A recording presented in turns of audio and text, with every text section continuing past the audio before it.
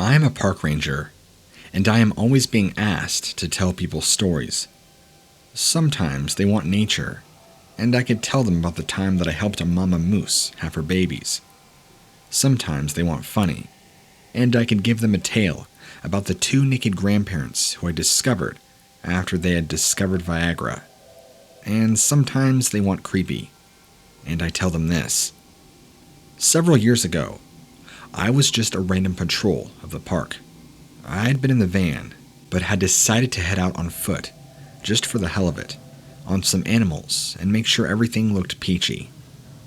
I had been wandering about for 10 minutes when I heard a noise.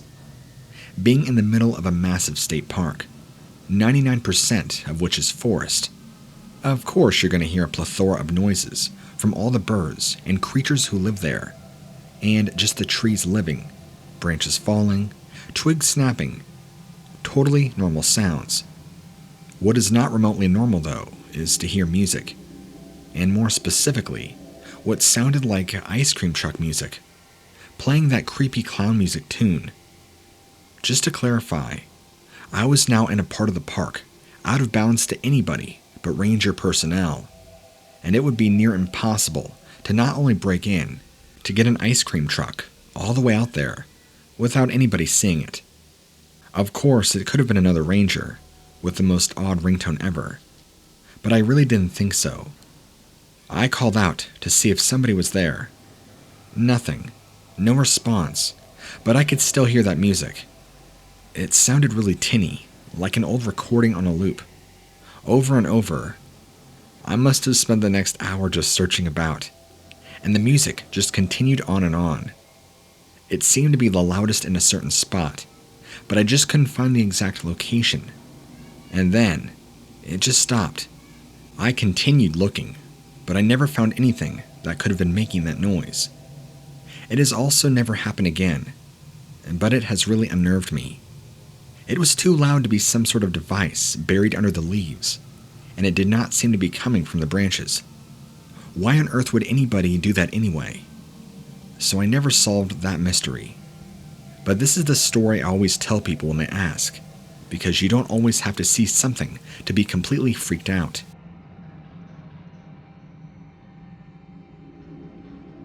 I used to serve in the forest industry years back, and I have a pretty creepy story for you. There's this whole thing going on the internet about park rangers and finding staircases in the middle of nowhere. Well, I feel like that's a half-truth. Personally, and the people I knew who also served alongside with me, never found staircases. That is, staircases leading up. But me personally, the creepiest thing I ever found was a staircase leading down into the earth. This was not something that was easily visible, like you come out to a clearing in most of these fake stories, and there it is, just an old abandoned staircase sitting in the middle of nowhere. The one I found was tucked into some thick timber, quite a ways into the woods, upon just doing general exploration, and I found that this staircase led down deep into the earth. Out of curiosity, I went down a little bit, but I noticed it just kept going. Somebody, at some point, which I'm assuming long before this ever became a park, dug down deep into the earth. The steps to this were incredibly old. You could tell it was very old stone, covered in moss and wet, and it went down quite deep. I didn't have sufficient lighting at the time, so I only went down maybe 10 or 12 steps before deciding I should retreat back up. But I did get a bad feeling. It wasn't just me having anxiety, or me feeling nervous. I just had a genuine bad feeling about going down in there. I didn't try to yell or drop anything, nor could I shine light properly to see how far down the stairs really went. Who knows? But at the time I saw this, my mind instantly went to those park ranger stories that people talk about the staircases in the middle of nowhere. But since these ones actually went down into the earth, my first thought was that long ago, this possibly could have housed a bunker or some sort of old storage. Who knows? After all, it looks like it could have been here for quite a long time. I ignored it though for the most part, told my other friends and colleagues about it, and they also kind of gave me the same thing too. They were curious, but also had a bad feeling about it. The general consensus was don't go near them, and just kind of stay away from them. I don't think any of us really explored it. So to give you a more rational side of a very scary story, while the thought of it is spooky, I think there is a very rational explanation that these could have led to maybe a bunker or something. Who knows? With how old the stones looked, my guess is that it would predate the 1900s, but I can't imagine why anybody would build something that deep under the ground in the 1800s. The park I work in, unfortunately, now needs security as well as rangers. You see, around 50 years ago, there was a real nasty murder-suicide on the site. Supposedly, the guy involved who stabbed his wife before shooting himself was big into Satan and black magic. So, every so often, we get people out there either trying something themselves or just to say they've been here. It gets real old, especially when we're trying to do our job, looking after the park and keeping everything up. It was Bambi season when I found something really strange. Lots of baby deer being born, so we were on high alert for anyone trying to sneak past. We didn't want any more blood on our hands, plus we had a lot of small babies to look out for. So when I was wandering back through the woods and noting which deer were still pregnant, when I saw the small tent pitched on the floor, I was more mad than worried. How had anybody snuck down here undetected? I walked over to it and was about to march them right out of there or call the cops, when I saw the tent looked like it was ripped on one side. It had 3 long slashes. It looked and appeared to be sharp claws had ripped clean through the material. I called out, but no answer. I pulled out my gun just in case, kicked at the tent. No movement, so I carefully undid it just in case. Inside was just one thing, a teddy bear, nothing else. So there was a tiny tent with a giant knife or claw-like rips through it, and one small teddy bear inside. There were no prints around it either. No footprints other than my own. No tire tracks, nothing. It was as though somebody had just dropped a tent down onto the ground and left it. It appeared to be a good quality tent too, and even the teddy bear looked to be expensive. Having reported it, I put them on the truck and took them back to the office. The bear still had a tag on it, so I googled the name of the store. It was in the UK, and sure enough, when I looked closer, the price was in pounds like they use over there. So that added even more to the mystery. An expensive bear from another country. A real good quality ruined tent. Abandoned with no prints in the middle of a national park, here in the United States. And when I double-checked through the visitor books, the reports of anybody who had been in and out of the park in the last few days, it was completely empty. There hadn't been anybody except for rangers for a week. We've never been able to come up with a reasonable explanation for this. It's very strange.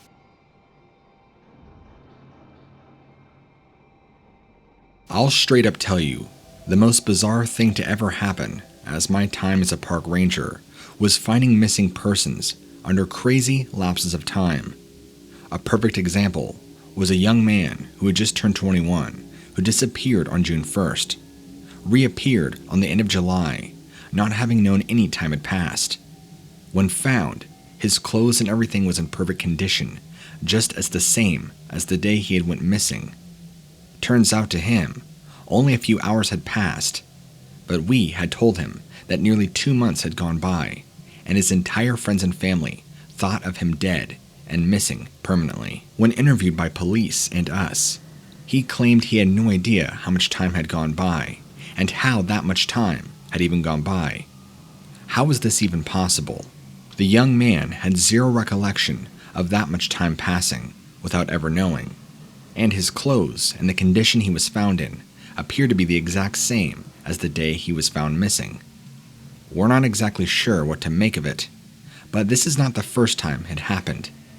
An elderly lady was found in the near same condition, nearly 6 months later after her supposed missing. When she was found, it was the exact same scenario as the young man, only she had disappeared around 2 years later and then found 6 months afterwards.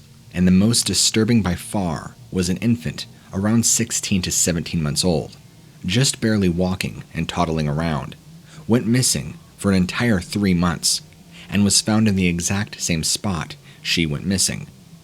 The most bizarre thing is that her clothes appeared the exact same with the last 2 individuals. No markings, nothing wrong. Perfectly clean, just as the way they were the day she went missing. She also, and hear me out, this is very disturbing, she also appeared to not even realize she was gone, and had not even grown or aged in the slightest. Not that you would necessarily notice an age difference between a 16-month-old and a 19-month-old, but her hair, nothing had grown. It was literally as if she had been frozen in time, just as the last 2. While I'm not exactly sure how to explain these disappearances and sudden reappearances, some of my friends speculate could very well be alien abductions. That's the only thing that could explain the extreme passing of time with no physical or mental changes. But me, I'm more on the skeptical side. I don't believe in aliens or UFOs, but I certainly cannot explain this strange phenomenon that has happened.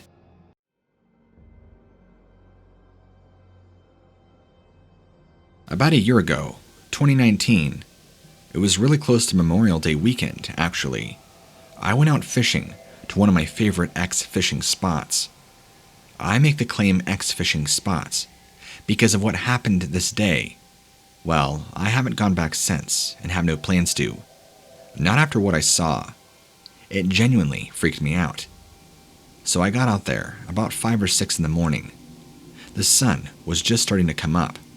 As if you know, that's the best time to get some bites in. I was sitting out there by myself, relaxing. I had my line cast. This is a fairly large pond, with small streams coming out, going in several different directions. I'm not sure if it feeds into a river, or this pond is fed into by another larger river. I'm not too sure. Either way, I've caught some pretty good smallmouth bass and trout in this before, so I enjoy fishing at this spot, or at least I used to. I'm sitting there, lost in time and space. My mind is drifting off, as it usually does when I'm fishing, mainly because it's one of the things that I find so incredibly relaxing. When, off to my left, I hear bubbling in the water, and I get excited, thinking a big fish is about to surface. Maybe I should recast my line, or maybe there are good fish biting this morning. And then the bubbling appears closer and closer to shore, which, by the way, this isn't a really large pond. It's good sized, but not at all like a massive lake. I couldn't give you accurate size because I don't know the size of the pond. But then, on the opposite side of the shore, crawls this thing I've never seen before. I want to say it looked like a large frog, but that would be a wrong description. It was somewhat reptilian and amphibious, and extremely ugly, and appeared to crawl out on its belly. The size, I think, was the most alarming part of this thing. If you took a 4 or 5-year-old child, put it on its stomach, and had it crawl out of a pond, that's close to the size of this thing, except it was covered in orange and black, slimy-like skin. When I say it reminded me of a frog from the back, I mean it. But its arms were weird. They were webbed, and were small. Imagine somebody with cerebral palsy, how their hands are kind of curled up and tucked. That's what this thing kind of reminded me of. I never saw the head, but it almost slithered its way up the shoreline and then off into the trees. It didn't seem like it struggled. It seemed like it was fairly easy for whatever this thing was. That was enough for me to reel in my line and to be done. I understand, this is probably not that alarming or scary for many, but it certainly was disturbing for me. Enough to think that if this kind of thing is living in this pond, I'm done. Recalling this story, even for the sake of sending it in to you, still brings back vivid nightmares that I used to have, and sometimes still do. When I was young, about 10 or 11, I sometimes stayed over at my grandma and grandpa's house. which now, they are both past. At the time, though, they were very old, in their 80s and 90s, very good health, very active elderly. It was wonderful to see, since many of the elderly nowadays are riddled with lots of chronic illnesses and diseases. But luckily for me, I had very active grandparents who played with me a lot. They put into me a lot, and they had a huge garden surrounding their house. My grandmother grew tomatoes, vegetables, squash, all sorts of delicious stuff. My grandfather had been gardening since he was just a boy. He learned it from his dad, who learned it from his dad, and so on, and they did not have any livestock. They just put all their focus on me, their only grandchild, and gardening, their true passion. My grandfather and grandmother together would make the best grows ever. So, the room I stayed in was at the very top of the house. I don't want to say the attic, but it was an attic-like room with a curved roof, kind of like how it comes in. I don't know how to describe it. And often in the evening time and night, I would look out the window, down into the garden, and just watch my grandfather and grandmother do what they do best. I loved watching them do their thing. And sometimes at night, I would wake up and couldn't sleep. So it was very relaxing for me to go sit by the window and look out into the garden at the night, looking up at the full moon and seeing everything bathed in moonlight. It was incredible, a scene you could have painted by brush. Until one night, when that beautiful scenery was turned into a lavish nightmare. It was like any other night for me. I couldn't sleep. It was early in the morning, and I was looking up at the moon, just enjoying how beautiful the night scenery was, when I saw movement out of the lower part of my eye. I looked down, and I was horrified to see two figures moving in throughout the garden, moving closer to the direction of the house. What was even more horrific was the amount of light and detail I could see of these figures from the full moon. These figures were full white, and there were no features on them. They were just blank looking. No eyes, mouth or nose. And they were bleached white. And they kind of swayed side to side, and slowly worked their way towards the house. It's almost like watching a zombie walk, staggering, slow, like a drunkard. That's how these things were. Except they appeared to be fully naked, bleached white skin. I couldn't make out any genitalia, or any really other defining features that would give anything away, other than just being a skeleton covered in pale white skin. I was horrified and held my mouth from screaming as they worked their way slowly through the garden from the trees, all the way up to the house, and then disappeared. I ran out of my room once they went out of sight, woke up my grandparents, who slept on the lower story. I told my grandfather what I saw. He got up and was nice enough to check outside for me. But nothing. He even grabbed his rifle and looked around with the porch light on, scanning the garden and the surrounding area. Like I told you, their entire garden wrapped all the way around the house, so he did a full 360 check of the perimeter for me. He found nothing, even checked twice, thrice, and assured me there was nothing or nobody out there that could hurt us. Well, the night went on, and he went back to bed. I stayed up for a little while longer, and then eventually fell asleep. That was the only time I ever saw such a thing. Sometimes I think back to that, and wonder if I was just hallucinating. But it was too real. There was no way it was a vision, or a hallucination. It was too consistent with reality. There's no way you could fake what I saw that day. Nor could a 10-year-old come up with something like that. Besides, whatever it was, I stared at it long enough to know that it wasn't a dream, or a vision, or anything like that. This was real, and it gave me nightmares for days and weeks afterwards. Even though I continued to spend time over at their house, and still sat by the window at night, although now extremely paranoid, which took a long time to wear off, I never saw them again, ever after that. My grandparents didn't pass away till I was well in my 20s, so luckily, I still got plenty of time with them, and even then, every time I stayed over at their house, never saw those two figures again. But I almost wonder Where in the woods did they come from? Why were they there? And what drew them?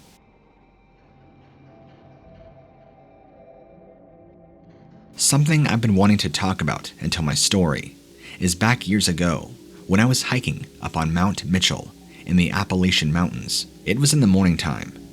I can almost remember thinking back where the sun was in the sky when I heard this.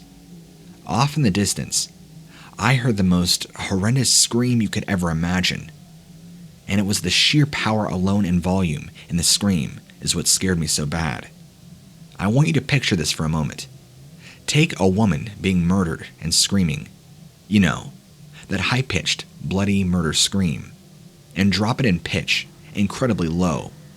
And then it becomes this horrendous bass roar. Now, take that, add in a second voice, and change the pitch slightly, so there's two roars happening at the same time that are out of pitch. Then, add a lot more bass and oomph to it. The kind where you can feel when you pull up beside somebody who has their music blasting, and you could feel the bass vibrating from their car. That energy you could feel going through your body. That's kind of what this sounded like. Believe me, in the time that I've heard it, I've tried to replicate it through online software and on my computer, trying to emulate different sounds to try and get as close as possible. While I can get somewhat close, I can't replicate it exactly. But it was creepy how you could hear two distinct pitches of scream in this one scream. There is no known animal in the entire world that I'm aware of that can do this. I know some people who I've told to have told me that it was probably a mountain lion. And while mountain lions can make a scream, not at all like this. Others have mentioned the possibility of a Bigfoot, but I can't even mentally go there. It's just far too frightening to even think about. This went on for nearly 15 to 20 seconds, and had so much incredible power and bass in the roar that it shook me from where I stood. I want to say this is probably, well, I don't know. I can't judge the distance, because of where I heard the sound from. Sound can reverberate and travel a long ways. But for it to have that much power and bass in it from the distance it was at, means that this thing had to have a mean set of lungs. There is no animal that has that kind of lung power. Not even a bear, especially from that distance. Whatever made that scream, or roar, scared me so badly that I cut my trip short. A few months ago, I began to have an affair with a married man. I'm not proud of this, and I will keep our identities and even location anonymous. It isn't relative to this story, though, as it is the reason why we were out in the woods that night. It was our secret rendezvous spot, dark and creepy, that there was no good reason why anybody in their right mind would be wanting to be in freezing cold, unless it was for an illicit meeting. I don't know if what happened was some sort of penance for what we were doing, divine intervention of some kind. We were just in the middle of some fun when I heard a noise. I was always paranoid, which was ironic. He was the married man. But you see, to make matters worse, I knew his wife. So, despite being engaged, when I heard the crunching of leaves and snapping of twigs, I started to panic. We both brought cells with flashlights, just enough to see what we were doing. I quickly bent down and picked up mine and shone it in the direction of the noise. Something darted out of the beam of light. Now, I knew there was something there. I didn't know whether to run, hide, or to scream. Of course, being a man, he was trying to convince me it was just a raccoon or something. But I heard more noises, like footfall, and this time when I shone the light, it did not run away. I couldn't believe what I was seeing. The spot that we chose to meet at was close to some older caves, and apparently, there was a tunnel of caverns that had been used centuries ago for smuggling, or so the legend said.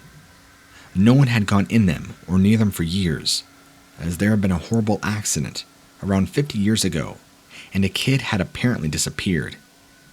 It turned out that there had been a couple of tunnels inside that literally caved in and became almost endless drops. Not having high-tech rescue equipment, the child had never been found, but was crawling out of the mouth of that cave right then, was neither human nor animal. I could see a giant bulbous head, with a mouth that hung open, and a hole where the nose should have been. But no eyes, not even sockets, nothing. Like the skin was just smooth from the top of the head, all the way to the nose hole. It seemed to be dragging itself along with its arms. It was on its fronts, and just moving the arms as if it were swimming on land. As if I caught a glimpse of the end of it, I could see why. It had no legs. It was literally a head and a torso with arms. I realized that it was sniffling, though through the non-nose hole, and was speeding up its crawling action and heading over to our direction. We made a run for it. I did not want to hang about and see what that thing could do. He checked back a couple of times with his flashlight, but we were thankfully much faster on foot than it could do that nasty crawl.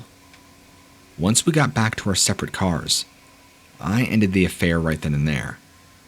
There was no way I was ever going back to that spot, and I kept thinking maybe this had happened because of the guilt that I was feeling. This was wrong. What was that thing, though? Did it have anything to do with the kid? Was it that kid? Had he somehow survived and turned into that monster? Or was that monster responsible for the kids disappearing? I'll never know those answers, but I am never going back to find out more.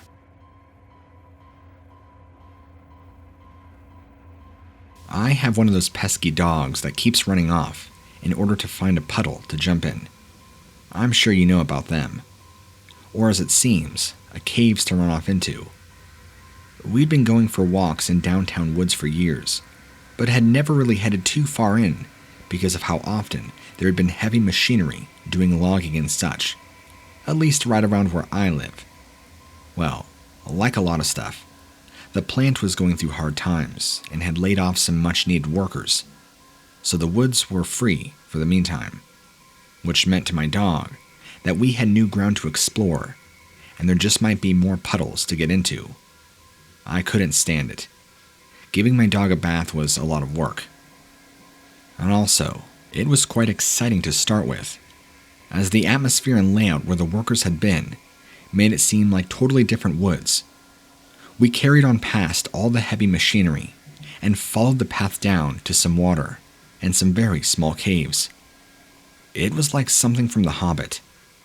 The dog was going nuts with happiness, panting and barking, shooting into the water, then sniffing around the caves.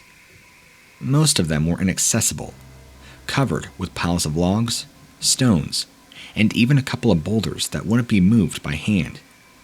But there was one which did have a small opening, and of course, who should decide to go in for an exploration but my dog? I was calling his name and yelling for him to come back out. There was no way I could fit in there, and I didn't know if there might be a tunnel in there, or maybe an angry bear. You know those kind of crazy ideas that go through your mind. To add more to my panic, I can now hear him whimpering and whining in there, but he's not coming out. I'm calling to him, making all my come on and who's my good boy noises, and I see his tail, but he's not coming out.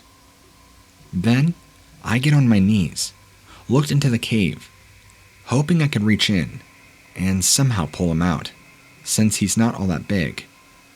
I grabbed my cell phone just for some extra light so I could see what he was up to, and just through that tiny opening, I could see my dog was lying down on his butt, facing me, and two long, thin hands that looked like they had claws for fingers were stroking him. Not like you would with a dog, but stroking his flesh, as in burrowing its claws into him. I dropped the phone, screaming in shock and utter terror. Thankfully, rather than scare the dog even more, my ear-piercing scream seemed to wake him up, and he shot out of the cave and ran past me, back through the trees, towards the parking lot, and I gladly followed, running faster than I ever had since high school. He was still shaking when we got back to the car. He had this weird black gunk on his fur. I have no idea what was in that cave, but we're never going back to find out.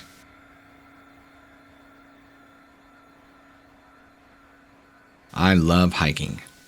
There's something truly magical about the open air and being at one with nature. I've been doing it for many years, and sometimes I get a little carried away with my surroundings and end up going much further than I had originally planned.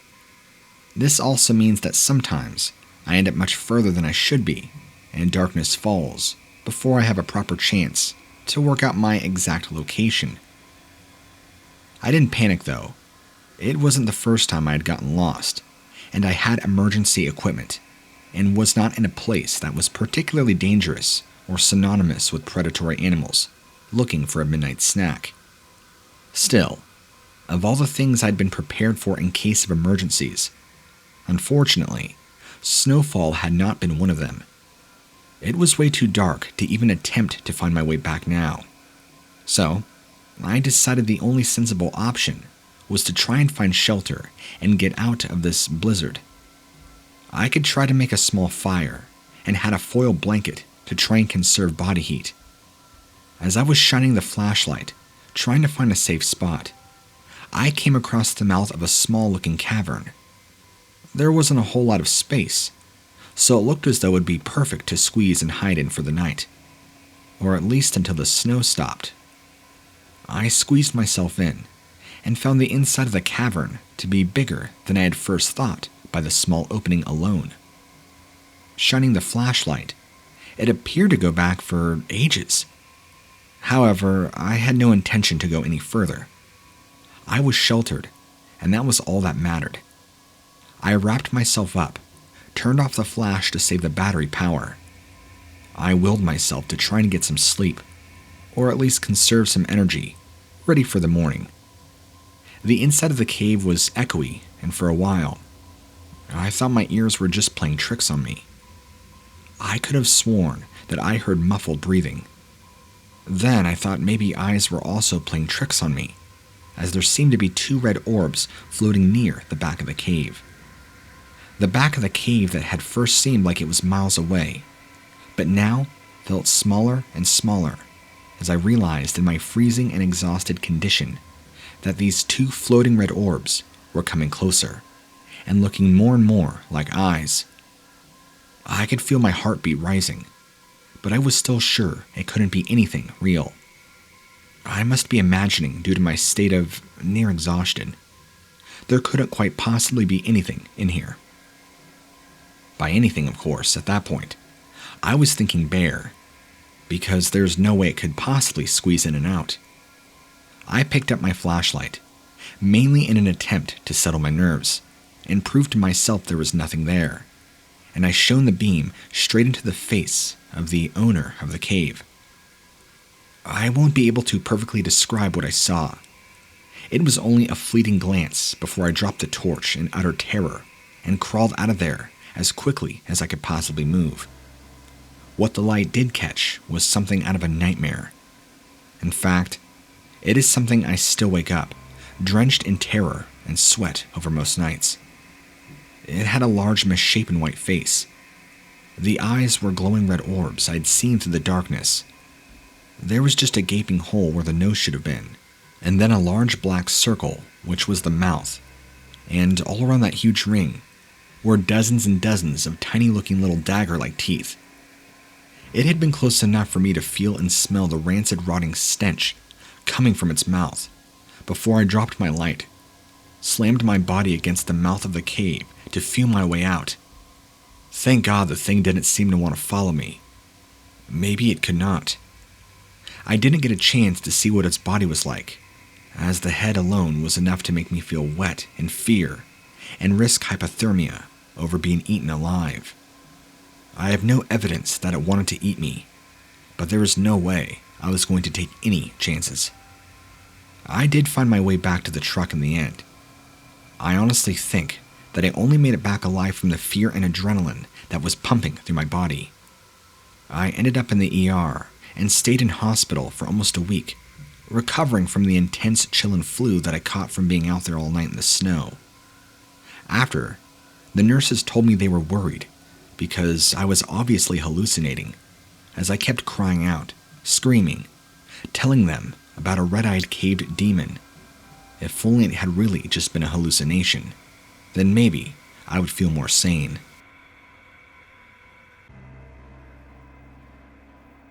I'm pretty fed up with my dogman situation. These two dogmen keep trying to break down my fence on the farthest side of my property, right against the thick woods. I can see these exact same two every evening at the same time, right around sundown, trying to completely dismantle it. I've shot at both of them before, but it's like they don't seem to care. I know I've struck both of them before, but they appear not to even be fazed by bullets. I've shot them with the .22 and .30-06, and bullets either don't hurt them, or they don't seem to be bothered by them. It's like some sort of freaky supernatural ability. The two I'm dealing with, there's a larger one, which I believe to be the alpha male. He's big, hulky and black, with gray on his front and part of his muzzle. And then there's a smaller one with him that has a much more slender frame. I almost wonder if that's his female mate, but I'm not too sure. They've already claimed 2 of my mares, and I refuse to let them claim any more. I only have 5 horses left, but they appear to be getting more and more aggressive as the day goes on. What doesn't make sense to me is they can get over my fence without having to dismantle it, which is why I'm not convinced why they have to dismantle my fence. That tells me they're trying to do that so more of them can come in. The fence I've had custom built to around 8 feet tall all around, for that exact reason, to keep these things out. And I know 8 feet tall wire fencing sounds unreasonable, but tell me, when you're dealing with 7 to 8 feet tall, upright canines, well, you tell me what you would do. I think they're trying to tear the fence down, so their smaller ones, assuming that is an alpha and a mate, can let their small pups through, and feed on the rest of my horses. Although I haven't seen them, so maybe they're back at home with mom and dad at the nest. I don't know. My worry is that they're going to work their way up to my house and start causing more and more trouble, possibly eliminating me, the only threat that stands between them and their pile of food, aka my horses. I got all the firepower ready if that's what they want to do. My worry is just that bullets won't stop them.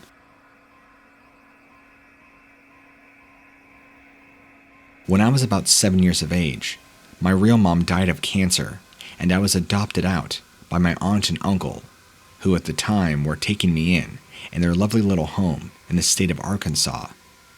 Luckily for me, I guess if you call me lucky in that circumstance, I wasn't really close with my mom, since I had had her in and out of custody due to her overwhelming fight with drugs and alcohol abuse. My father was a deadbeat, out of the picture, so I never knew him, and to this day, don't know who he is at all. Growing up, my aunt and uncle had amazing pastures in the back of their house, filled with sporadic trees here and there, and lots of woodland all around. Sometimes you would see all sorts of critters hopping about, which is pretty cool being a kid.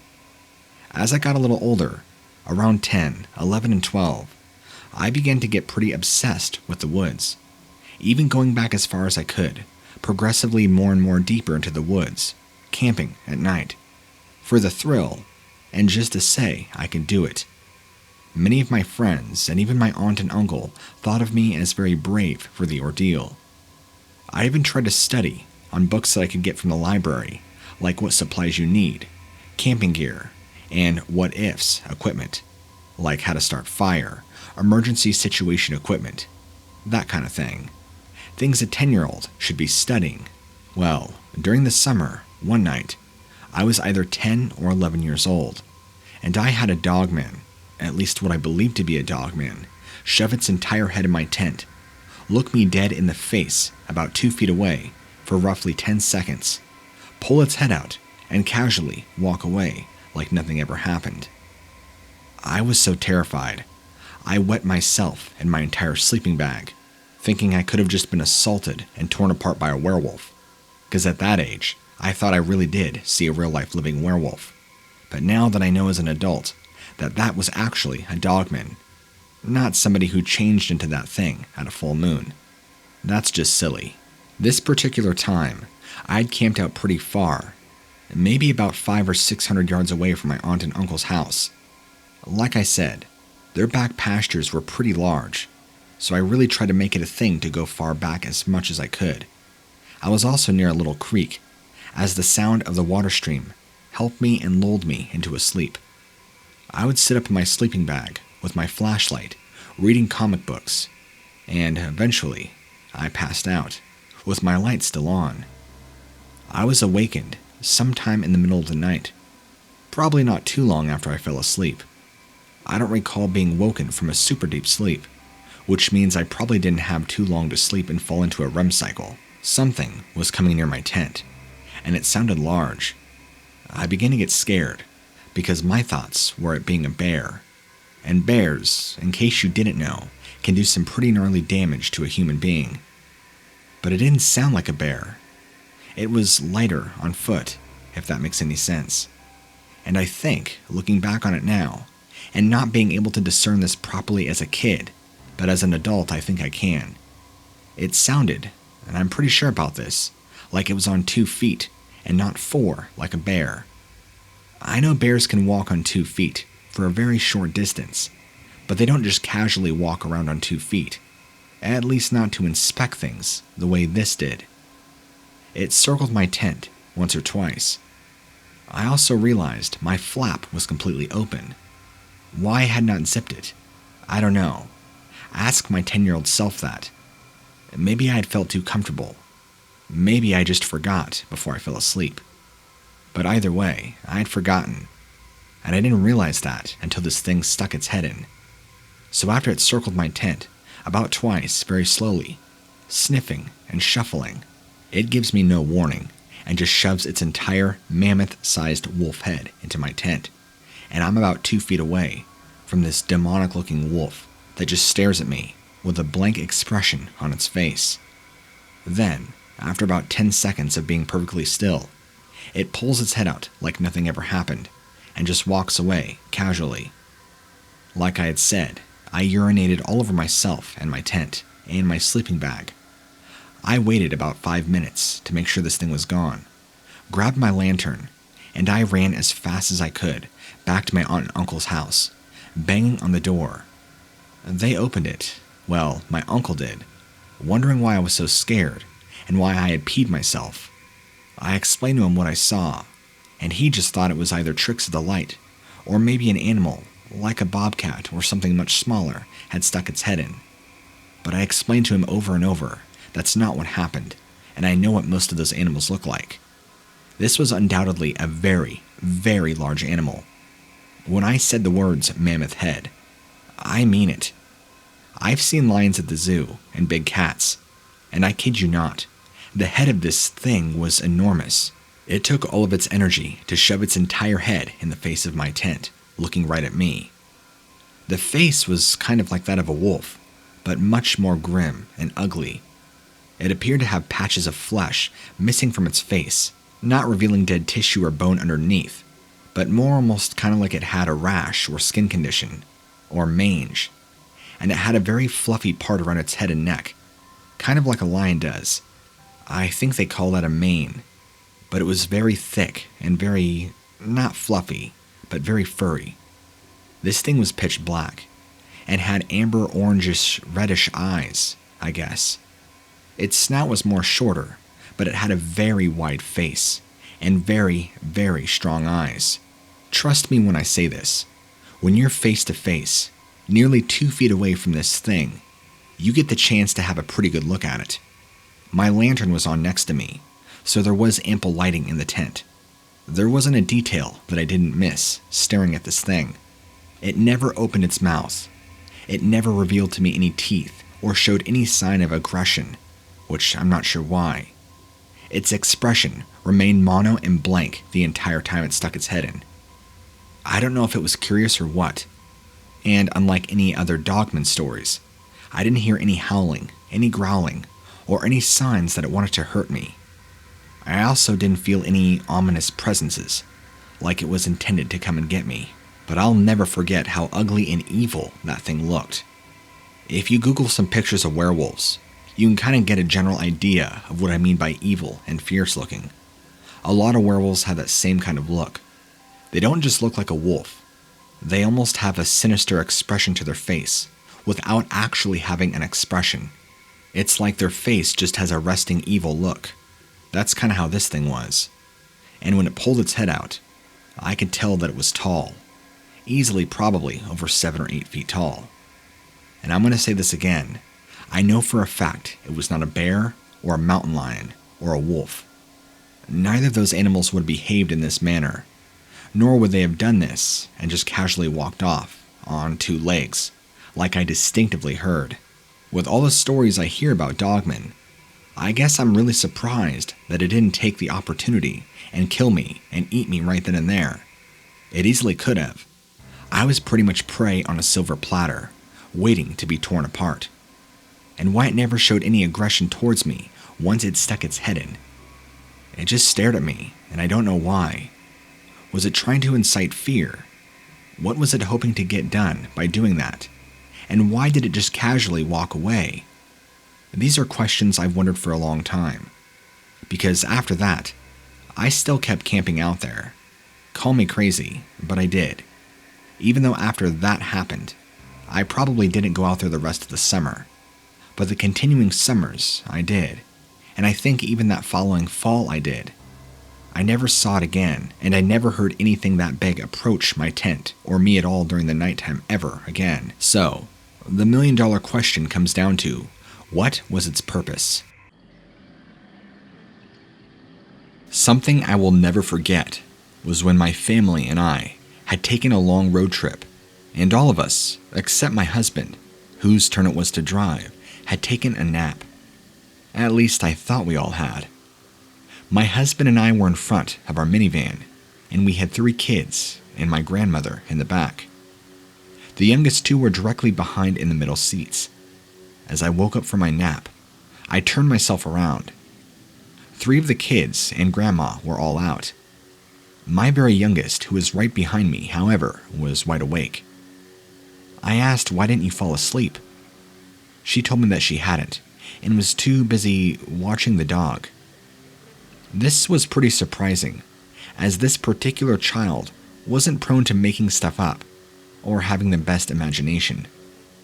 What dog was that? I had asked. The big dog, like Dad. Now this was getting even more bizarre. You saw a dog as big as Daddy? Wow. I bet he liked to eat a lot of kibble. I joked, wondering if she'd seen a moose or something. Well, she told me, he was really tall and had a body like Daddy, but had a head like Desi. Desi is our neighbor's dog back home. He's a German Shepherd, a rather large one too. She kept talking about how this tall dog-like man that had apparently ran alongside the car for a few moments, staring in at her. I wondered how on earth my husband had not noticed. He swore he hadn't seen anything out of the side windows or mirrors. Any other child, I would have put it down to a dream, or maybe a vivid imagination. But not this kid. When we reached the motel for the night, I got onto the Wi-Fi and Googled up Dogman. I don't know what I thought might find, but it was unbelievable what came up with tons of results. I was scrolling through the images, and she came up behind me and squealed. She said, "See, Mama? Body like a dog, and Desi's head." We never ever discussed this creature. Until that moment, I didn't even know there was such a thing. And when I clicked on Dogman Encounters in Ohio, wouldn't you know, there were tons of them.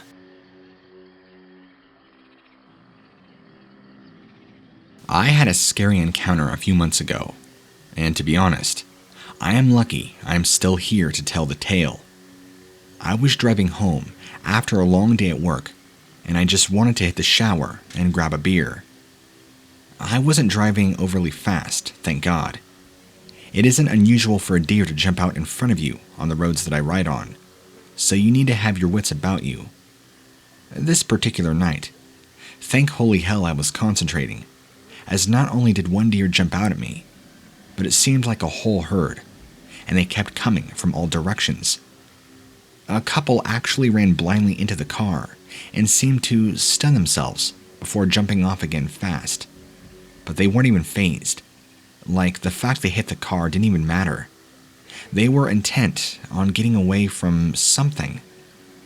I sat there in the car, not daring to even attempt to move. Something had apparently spooked them very bad. They were almost kamikaze. And then I saw why. Something was indeed chasing them, and that something was like nothing I had ever seen before. It was huge, standing upright on 2 feet like a person would.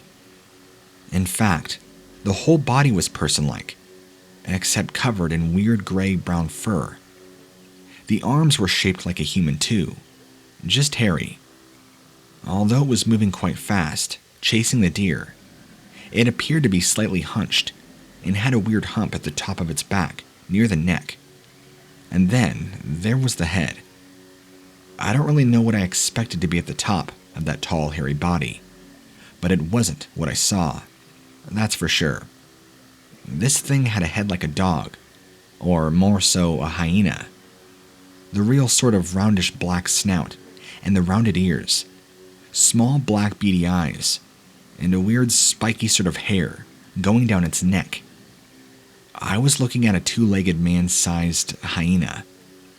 It took absolutely no notice of me, or the car whatsoever. It was clearly too caught up in chasing the deer. That thing looked very strong and well fed. It did not appear to be starving or bony or scrawny. I sat there for a few more moments, waiting to see if there was any more commotion. I don't think I was scared, more in shock, or maybe even in awe of what I'd just seen. When I was certain it was all over, I drove off. Once I'd gotten home, I realized how lucky I had been. If I'd been going much faster, then I would have plowed into all those deer, and maybe even this hyena man. I probably would have wiped a ton of them out and crashed the car. It just shows you how you got to be careful while driving in deer country. You never know what is going to run out in front of you.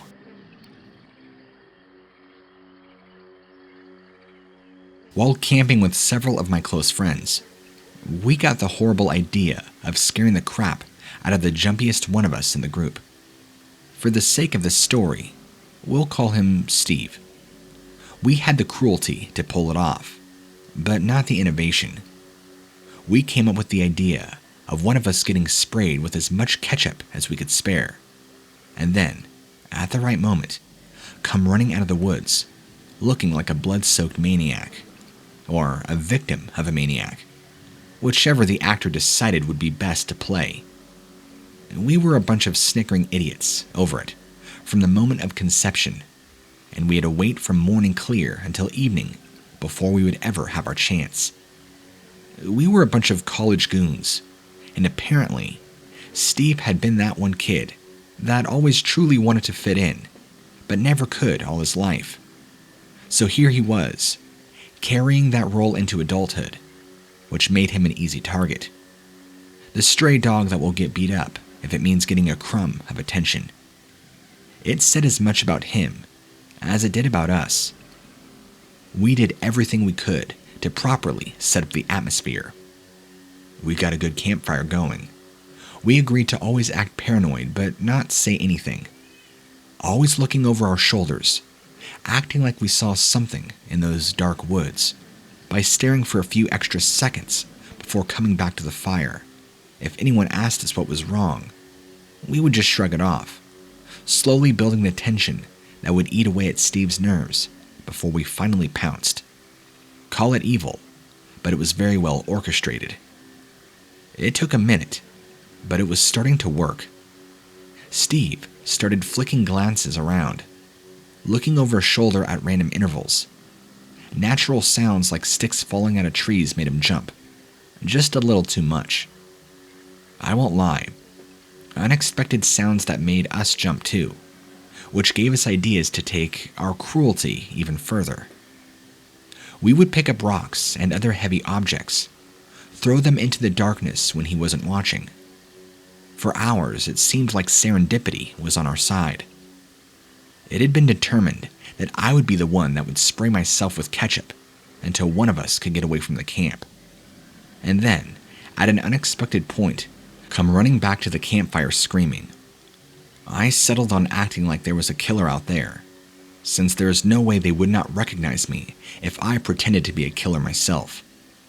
The tension was building so much in the atmosphere that the guys began looking at me restlessly, impatient for me to go ahead and get to the climax of the whole thing that we had all been waiting for all day long.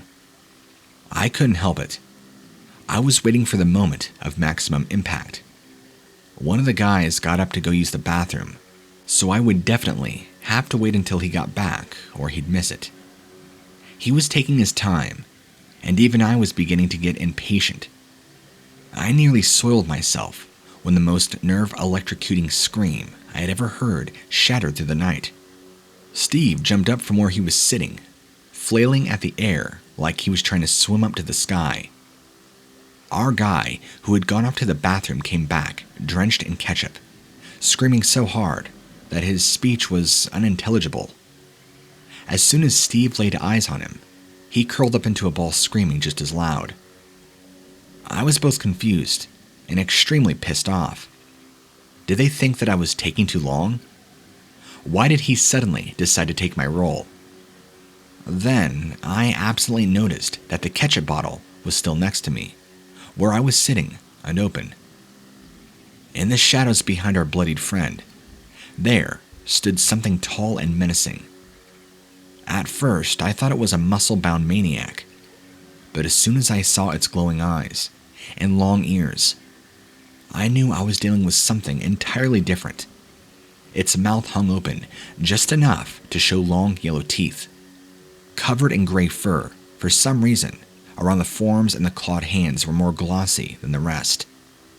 The thing ignored everybody else in the group and pounced on the guy that I thought was covered in ketchup. He landed face first in the fire. The monster attacking him stood up, pinned him down with one large clawed foot, placing it on his back in the middle of his shoulders. Then, the features were stark, revealed in the light of the fire. It was the head of a black or gray wolf. Although the head was a bit wider than it should have been, as was the chin, its features seemed twisted in expression. One of the guys must have panicked, because he grabbed the jug of paint thinner that we were using as lighter fluid for the fire and threw it on this thing, apparently forgetting that our friend was right down there in the fire, needing rescued. The liquid erupted in a fireball that licked the limbs of the trees overhead. When I could see again, this thing was running off in the forest, with its fur on fire. Our friend on the ground went from having his face shoved into the fire to being completely engulfed in fire, and the guy that had thrown the paint thinner in the first place was patting off a fire on his arm from starting the backsplash. The entire thing did not end well. Our friend died of burns. Nobody believed our story, so we were charged with murder.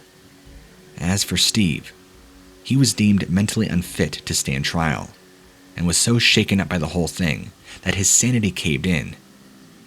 Since my testimony did not stand up in court, the next best thing is to offer it. It's bad enough that my friend died, but I couldn't have the entire world believing that we had killed him. Okay, short encounter, but worth it. This was about 6-7 years ago, when I was driving back with my girlfriend from a concert late at night. We both swear by this. We saw a full-grown wolf turn in or shapeshift into a man in front of us. This thing leaps onto the road, and then proceeds to look at our vehicle, stop in the middle of the road, and before our eyes, just like in the show Animorphs, if you've ever seen that, throwback to the late 90s, early 2000s, transform into a very weird-shaped man, covered in animal skins, and then run off the side of the road. This considerably freaked my girlfriend and I out, and caused me to do a U-turn and drive a different way back home.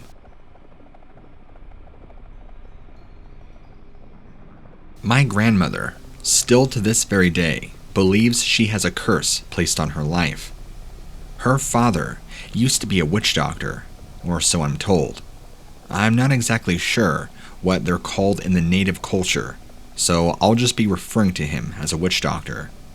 Now, her father was a very evil man, supposedly killing my grandmother's mother for the sake of power so he could be more powerful and transform. I don't know all the little details, but I guess he had made a deal with the devil or some sort of pact to kill for power. As my grandmother got older, she fought against her father and defied his wicked ways, which caused her very own father to turn against her, to banish her from the family and the land, and to even put a curse on her, which calls in other skinwalkers, I'll say skinwalkers for the story, to come and try to come against her. Since this happened, she was probably right around 17 or 18. She has had multiple run-ins with shapeshifters, skinwalkers, who all try and claim her life. She has had her name called from the deserts when nobody else was around.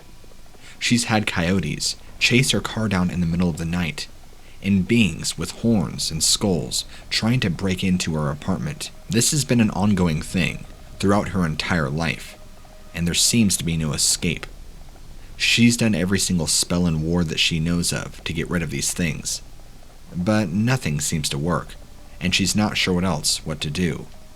Now, my grandmother is 74. She's very healthy and still very much alive and alert. Now, I think she's just more wary of the things that come around. But these creatures of the night are still very aware of her and have not given up pursuing her and her life.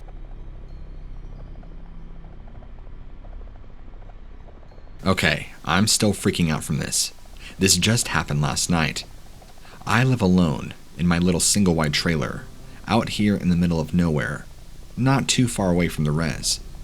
I'm sitting here, playing on my computer, when, just outside my house, I heard my father's voice calling for me, telling me to come outside. It was distinct. There's no mistaking my father. He has a very deep voice. His voice is so unmistakable and so deep. It always was. But here's the problem to all of this. My father passed away from pancreas cancer almost 5 years ago to the day.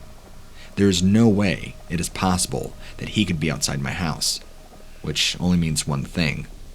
I have a skinwalker that's trying to get into my house, or at least trying to lure me. With COVID, I've been trying to keep locked up in my house, keep stocked up on toilet paper and all the necessary supplies, as to not be out and spread it, hopefully to anybody. And the reason I mention this is because I'm pretty sure I've not made any enemies, nor do I have anybody that I dislike, and vice versa. I have not wronged anybody. I have not done anything considerably bad in my past. So I'm sitting here, freaking out, trying to wonder who I've wronged to reap the curse that's happening to me now, and what do I do in order to ward this thing off.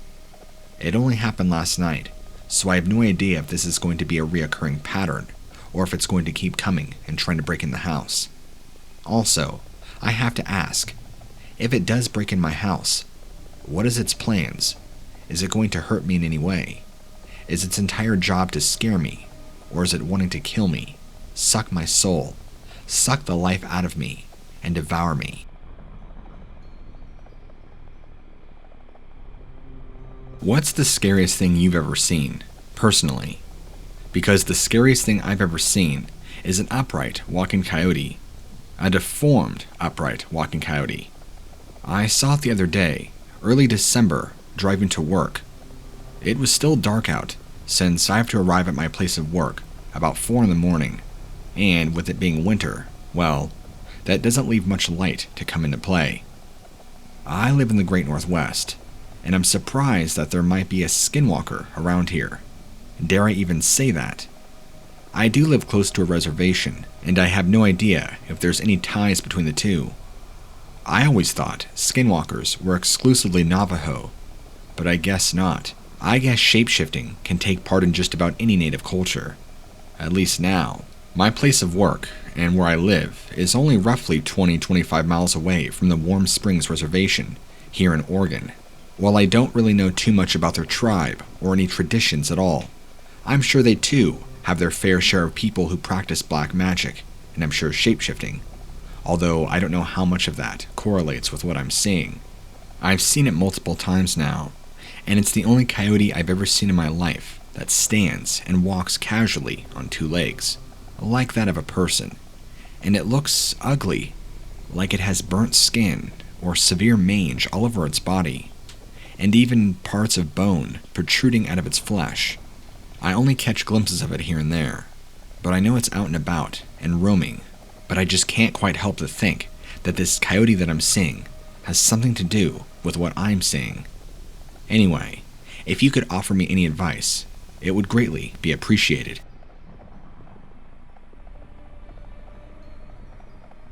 A close friend of mine recently made a dire mistake.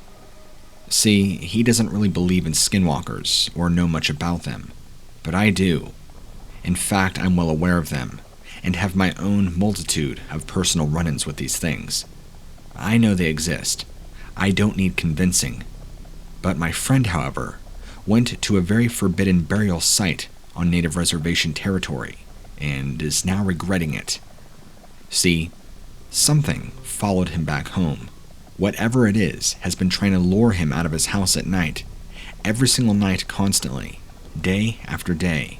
It won't stop. He says it has an incredibly evil presence to it, and has a very dark energy. He started telling me what he was doing and what he did, and I told him he most likely invoked a skinwalker, and it has now drawn itself to him, following him around.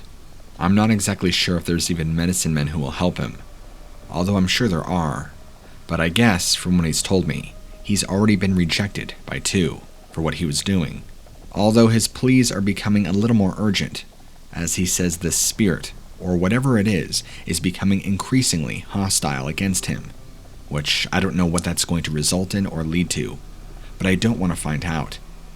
I keep urging him to get some sage, and desperately seek the help of a medicine man who can help him and bless him.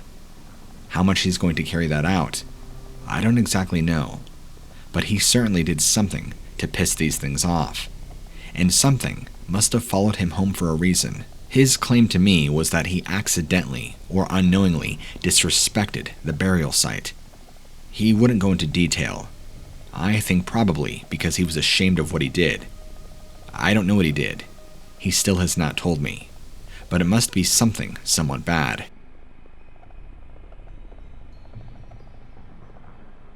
I really don't know how to explain this series of events. Maybe it was a skinwalker, maybe it was a demon, or maybe something else entirely. I was sitting at home, watching TV on the couch, when my cat and dog started reacting, and I did too. This horrendous smell of rotting flesh came to the house. It was awful. It seemed to move along the back side of the house, and just as quickly as it appeared, it also disappeared, and my cat and dog went back to acting normal.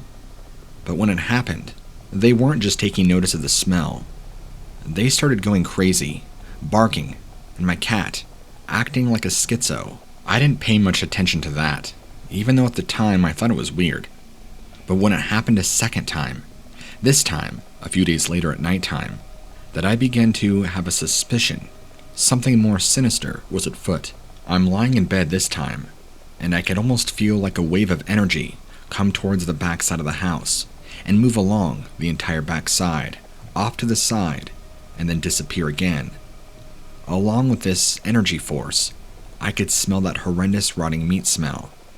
It kind of smelled like you stuck your head in an old metal dumpster with a bunch of rotting ground beef that had been sitting there in the heat for days and maggots.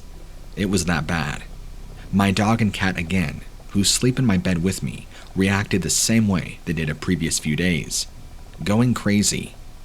It just was an overwhelming sense of evil. It was so thick, you could feel it in the air. And the force energy that I'm talking about was almost electrical, like electricity in the air, static, if you will.